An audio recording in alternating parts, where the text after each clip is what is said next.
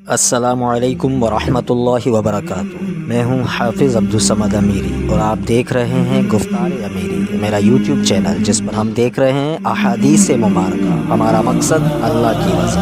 اگر آپ کو میری یہ کاوش پسند ہے تو چینل کو لائک کریں، شیئر کریں، سبسکرائب کریں، ساتھ میں لگے بیل آئیکن کو ضرور دبائیں تاکہ ہر نیا پیغام آپ تک وقت پر پہنچ سکے۔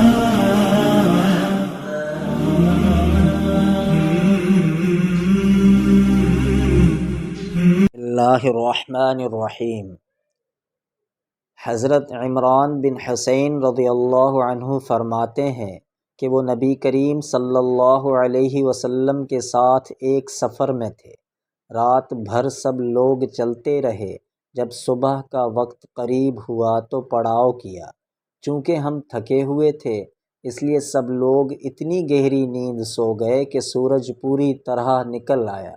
سب سے پہلے ابو بکر صدیق رضی اللہ عنہ جاگے، لیکن آپ صلی اللہ علیہ وسلم کو جب آپ سوتے ہوتے تو جگاتے نہیں تھے تاکہ آپ خود ہی جاگتے۔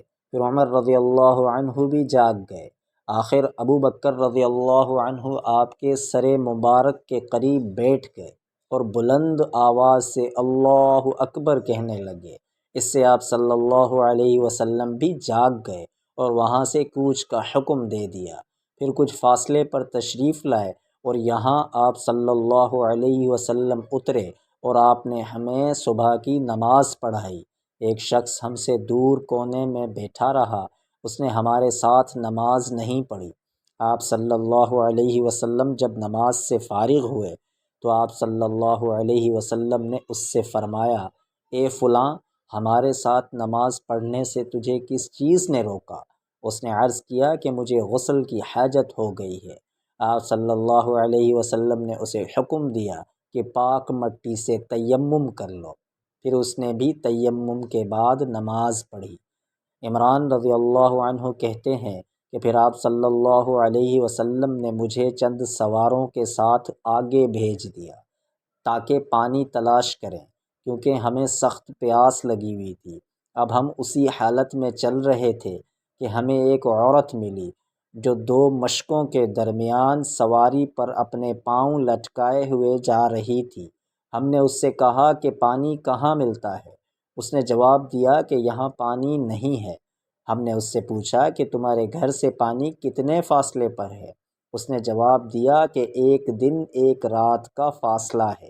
ہم نے اس سے کہا کہ اچھا تو تم رسول اللہ صلی اللہ علیہ وسلم کی خدمت میں چلو۔ وہ بولی، رسول اللہ صلی اللہ علیہ وسلم کے کیا معنی ہیں؟ عمران رضی اللہ عنہ کہتے ہیں کہ آخر ہم اسے نبی کریم صلی اللہ علیہ وسلم کی خدمت میں لائے۔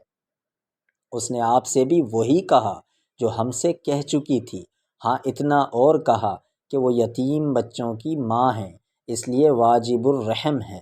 آپ صلی اللہ علیہ وسلم کے حکم سے اس کے دونوں مشکیزوں کو اتارا گیا اور آپ نے ان کے دہانوں پر دست مبارک پھیرا۔ ہم 40 پیاسے آدمیوں نے اس میں سے خوب سیراب ہو کر پیا اور اپنے تمام مشکیزیں اور بالٹیاں بھی بھر لی، صرف ہم نے اونٹوں کو پانی نہیں پلایا۔ اس کے باوجود اس کی مشکیں پانی سے اتنی بھری ہوئی تھیں کہ معلوم ہوتا تھا ابھی بہہ پڑیں گی۔ اس کے بعد آپ صلی اللہ علیہ وسلم نے فرمایا کہ جو کچھ تمہارے پاس ہے کھانے کی چیزوں میں سے میرے پاس لاؤ۔ چنانچہ اس عورت کے لیے روٹی کے ٹکڑے اور کھجوریں لا کر جمع کر دی گئیں۔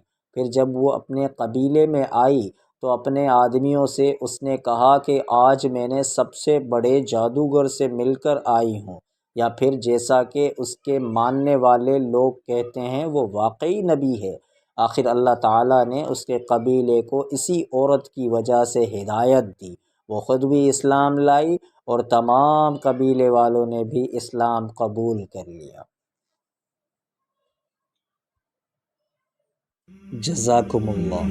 کتاب فضیلتوں کے بیان سے، صحیح البخاری، حدیث نمبر 3571۔